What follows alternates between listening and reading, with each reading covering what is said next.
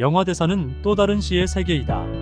시나리오 작가들의 땀과 영화 혼이 배어있는 영화 속의 대사는 숱한 이들에게 진한 감동과 추억을 제공해준다. 추억의 영화에서 관객들의 심금을 울려주었던 암기하고 싶은 명대사들. 시리즈 8회째로 소개해드린다. 1. 내가 언제나 너를 위해 있겠다고 약속을 할 테니 너도 앞으로는 착한 아이가 되겠다고 약속해. 이것이 나의 제안이다. 주니어는 문제아 중 벤의 대사. 아내와 이혼하고 말썽꾸러기 아들과 생활하는 호라비의 행적을 그린 이 영화는 미국 사회 이외 고질적 병폐 중에 하나인 결손 가정의 문제점을 코믹한 상황을 통해 보여주고 있다. 이 대사는 아버지가 골칫덩어리인 아들 주니어에게 얌전하게 행동할 것을 제안하며 다짐하는 말. 사사건건 말썽을 피워 아버지로부터 악마 같은 아이라고. 핀잔을 받는 주니어 역의 마이클 올리버의 깜찍한 연기가 시선을 끈다. 1991년 연속 시리즈로 공개될 만큼 상업적으로도 성공한 영화이다. 어니스트, 당신은 나만큼 매들린에 대해서 알지 못해요. 매들린은 당신이 내 연인이란 것을 알고 당신을 빼앗으려고 해요. 예전에도 난 남자를 그녀에게 뺏긴 적이 있었다고요. 죽어야 사는 여자 중 헬렌의 대사. 성형외과의 권위자 어니스트에게 매들린이 접근하자 헬렌이 불안해하면서 어니스트에게 한 말. 성형외과 의사와 미모의 배우 그리고 외사의 약혼녀 등 3인이 벌이는 영원한 삶에 대한 애착과 그로 인해 벌어지는 예상치 못한 일들을 그린 것이 죽어야 사는 여자. 자연의 법칙에 따라 가치 있는 인생을 살아야 한다는 영화.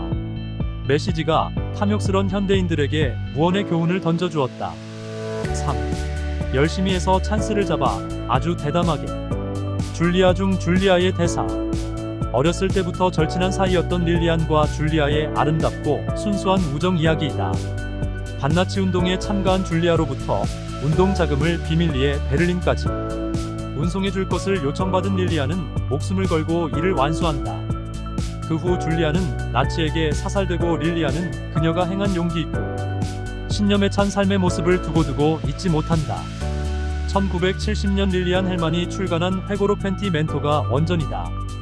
여성 영화의 걸작으로 바네사 레드그레이브, 제인 폰다, 프레드 진네만 등 일금 영화인들의 호흡이 담겨있다. 4. 사실 가난은 수치가 아니다. 그러나 결코 대단한 명예도 아니다. 지붕 위의 바이올린 중 테비에의 대사. 1905년 제정 러시아 말기. 유태인 불악에 거주하는 테비의 일가는 가난하지만 늘상 웃음꽃이 피어나는 화목한 집안이다. 그는 5명의 딸과 잔소리가 심한 아내가 지상 최대의 재산이다. 이들은 가난했다. 그러나 못 사는 것이 명예로운 것은 아니지만 또한 결코 수치스러운 것은 아니라는 당당한 가치관을 갖고 건강하게 살아간다. 물질적 풍요가 반드시 정신적 만족감을 줄 수 없다는 청빈 사상을 심어주고 있는 이 영화는 아이작 스턴의 바이올린 주제곡으로도 유명하다. 그들은 나를 살인자라고 부르지. 그걸 뭐라고 하지? 살인자가 살인자를 욕할 때 말이야. 우린 거짓말을 하고 있어. 거짓말을 하면서도 거짓말을 하는 사람한테는 관대해야 한다고. 지옥의 묵시록 중 커츠 대령의 대사. 1970년대 반전 영화의 대표작. 배경은 월남전. 미국의 치욕적인 패배로 기록되고 있는 베트남전을 야멸찬 시각으로 비꼬아 유형무형의 견제를 받았던 작품이다. 개봉 직후 뉴스위크지는 코폴라 감독은 평생 잊을 수 없는 영화를 선사했다. 고 극찬한 반면 타임지는 근래 10년 동안 펼쳐진 예술행위 중 가장 어리석은 짓을 담은 영화며 이로 인해 코폴라는 예술적 자멸을 초래했다. 고 비난하여 뜨거운 관심도를 입증시켰다. 전쟁의 이면에 잠재되어 있는 도덕적 문제의 거론이 연출자의 변이다. 6. 진정한 자유가 무엇인가를 생각해본 일이 있는가? 타인의 의견뿐만 아니라 자기 자신의 의견에서조차도 자유로워야 한다. 지옥의 묵시록 중 커츠 대령의 대사. 윌라드 대위는 비밀 명령에 따라 커츠 대령을 사살하기 위해 순시정을 타고 정글로 들어간다. 이 대사는 윌라드 대위와 커츠 대령이 첫 대면을 할 때 쓰였다. 살아있는 동안의 자유는 모두 제한된 자유라는 미국의 격언을 연상시키는 말로 지옥 같은 베트남전 와중에 펼쳐지는 또 다른 비극을 묘사해주고 있다. 7. 스스로 바지를 벗을 줄 모르는 남자는 사나이가 아니다. 챔프 중 부친의 대사. 술에 만취한 램프가 침대 옆에서 바지를 벗으려고 하나 너무 취해 비틀거리자 이를 지켜보던 아버지가 램프에게 하는 말. 부친이 자식의 자립심을 북돋워주는 명대사로 남아있다. 1931년 왈리스 비어리 주연으로 첫 선을 보인 뒤 1979년 존 보이트 주연으로 리바이벌됐다. 특히 프랑코 제피렐리 감독이 선보인 1979년 작품에는 아역 배우 리키 슈로더가 아버지의 펜피온 벨트 쟁취를 위해 구원의 격려자가 되어 보는 이의 눈시울을 뜨겁게 만들었다. 8. 정원에는 성장의 계절이 있다. 먼저 봄과 여름이 오고 곧 가을과 겨울이 찾아든다. 그리고 또다시 봄과 여름이 온다.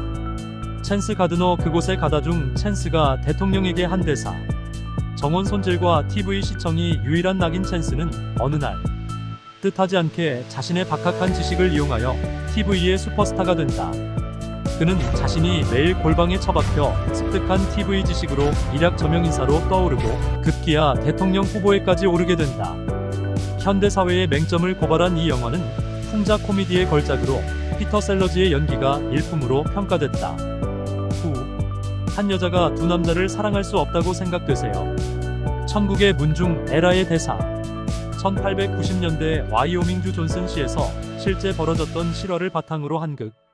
토착 목장주는 이곳으로 이주해온 이민자들을 자신들의 권리를 침해하려는 대상으로 보고 추방 명령을 내린다. 그러나 이를 거부하자 목장주들은 용병을 시켜 이민자 125명의 처치를 명령한다. 이때부터 이민자들과 전쟁 용병들과의 치열한 전투가 벌어진다. 위의 대사는 긴박한 전쟁의 와중에 아베릴과 챔피언이라 두 남자의 사랑을 받게 되는 에라가 자신의 행복한 처지를 빗댄 말. 10. 내가 만든 동산으로 가서 그곳을 돌봐라. 동산에 어떤 과일이든지 자유스럽게 먹어라. 하지만 선악과는 먹어서는 안 되느니라. 만약 이를 따먹게 되는 날은 너희들은 죽음을 면치 못할 것이다. 천지창조 중 하나님의 대사. 존 휴스턴 감독의 이 영화는 10개와 더불어 대표적 종교 영화로 거론되고 있다. 연출자가 나레이터 역을 맡았고 리처드 해리스, 조지 씨, 스코트, 에바 가드너, 피터 오툴 등 1950년대에서 1970년대 할리우드를 이끌어 나간 쟁쟁한 배우들이 총출동했다. 아담과 이브의 출현, 카인과 아벨의 골육상쟁, 노아의 방주 등 창세기 22장이 주된 영화 소재가 됐다. 11. 저쪽에는 매우 아름다운 세계가 있다. 아메리칸 그래피티 중 울프맨의 대사. 조지 루카스 감독이 선보인 청춘물이다. 카트는 고등학교를 졸업하고 동부의 명문대학에 입학을 할 것인가 아니면 사회생활을 할 것인가를 놓고 고민한다. 이 해결점을 구하기 위해서 DJ를 하는 울프맨 잭을 만나 자신의 생각과 고뇌를 털어놓자 그가 카트에게 충고하는 말이 위의 인용문이다.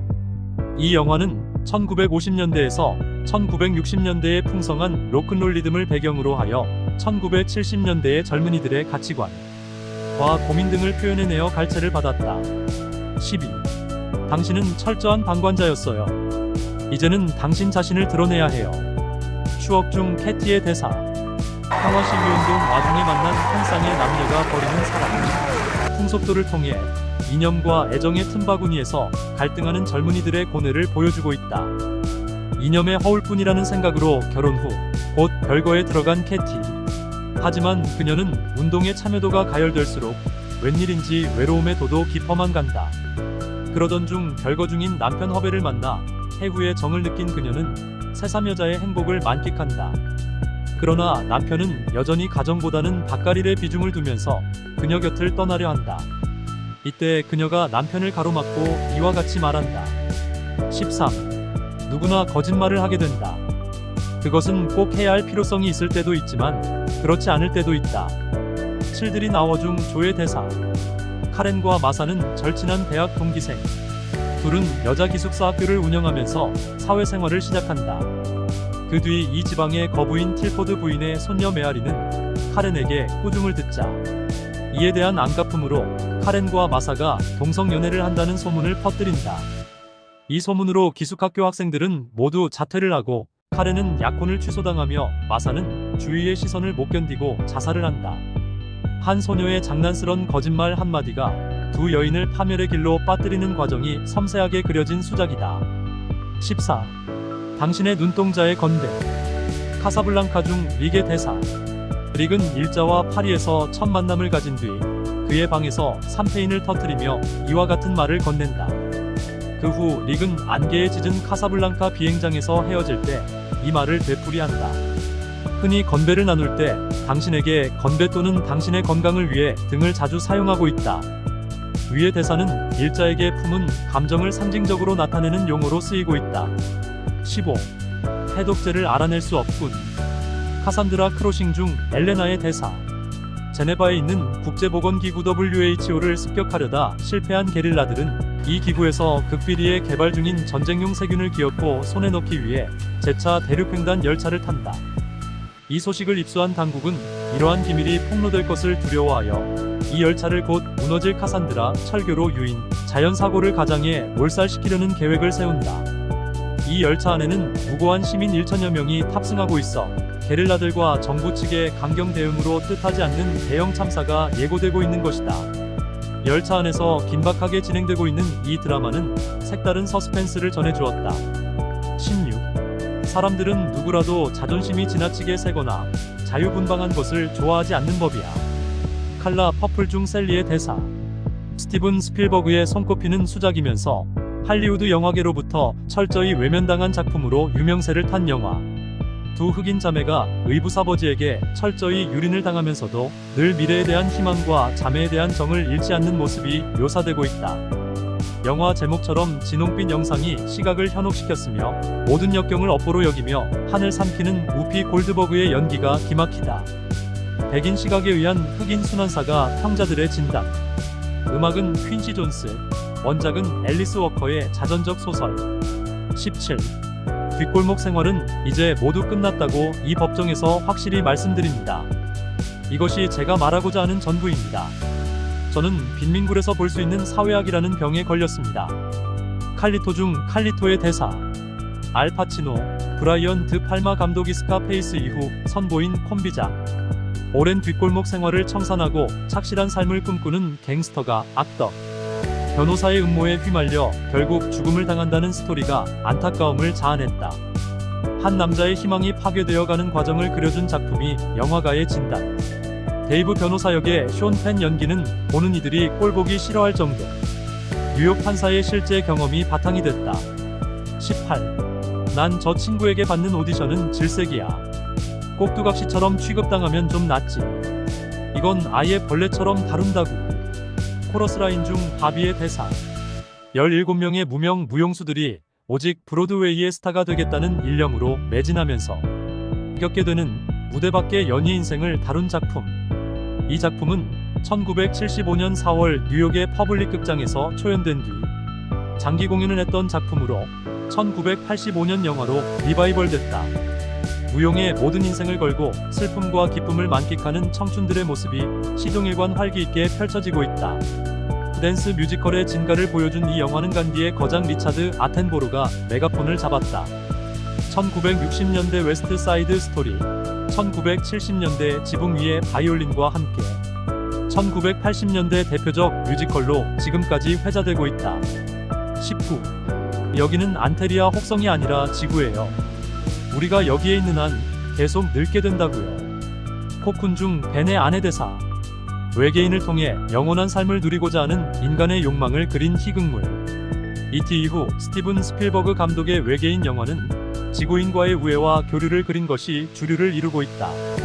이 영화도 미지의 행성인이 지구인에게 영원한 젊음의 샘을 제공한다는 수혜자로 등장한다.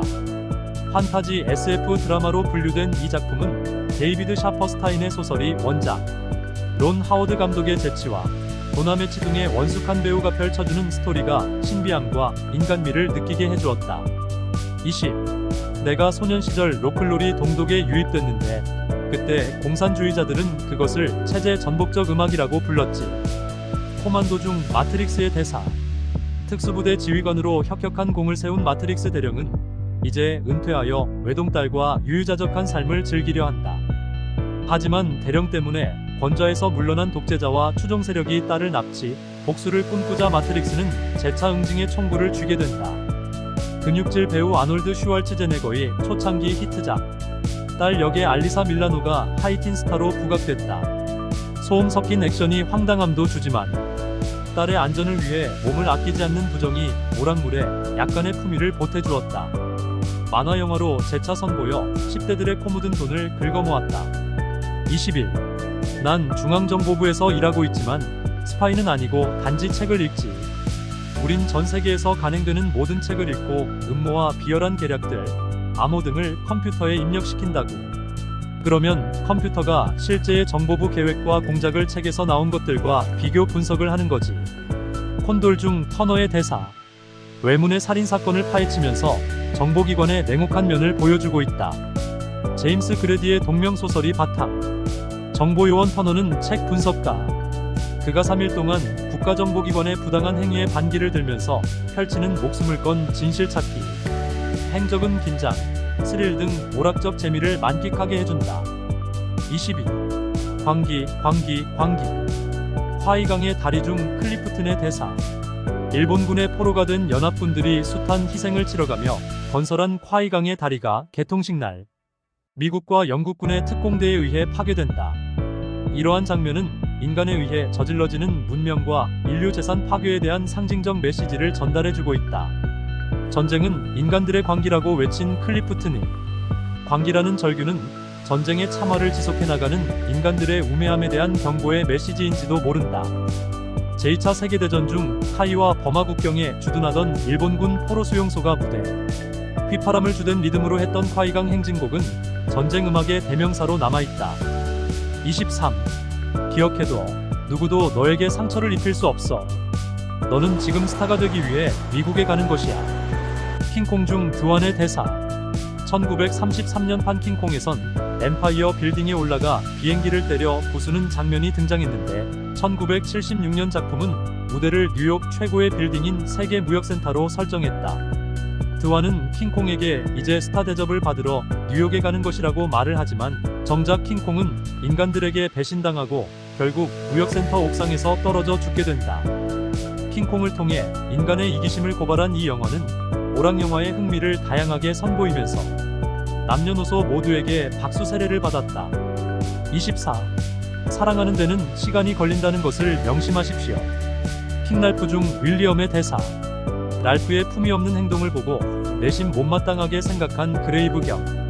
그는 삼류 가수 출신인 랄프를 영국의 왕으로 선택한 것을 실수라고 지적하며 수상에게 그를 퇴위시킬 것을 제안하자 이를 설득하면서 세드릭 월리엄이 한 대사이다. 킹 랄프는 비오는 날 가족 사진을 찍다가 몰살당한 영국 왕실의 혈통을 잇기 위해 미국에서 건너온 삼류 가수. 그는 교육도 못 받고 즉흥적으로 살아왔기 때문에 근엄한 영국 의회로부터 탄핵 조치까지 받는다.